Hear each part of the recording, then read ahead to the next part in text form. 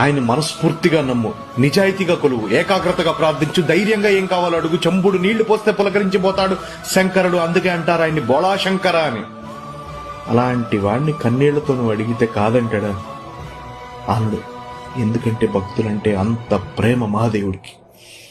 అలాంటి శివుణ్ణి ప్రశ్నించటం, దూషించటం అని నీకేం కావాలో అడుగు,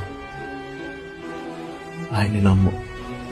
హర హర మహాదేవ శంభోష. ఆయన మనస్ఫూర్తిగా నమ్ము, నిజాయితీగా కొలువు, ఏకాగ్రతగా ప్రార్థించు, ధైర్యంగా ఏం కావాలో అడుగు, చెంబుడు నీళ్లు పోస్తే పులకరించిపోతాడు శంకరుడు. అందుకే అంటారు ఆయన్ని బోళా శంకర అని. అలాంటి వాడిని కన్నీళ్లతో నువ్వు అడిగితే కాదంటాడా? అనడు. ఎందుకంటే భక్తులంటే అంత ప్రేమ మహాదేవుడికి.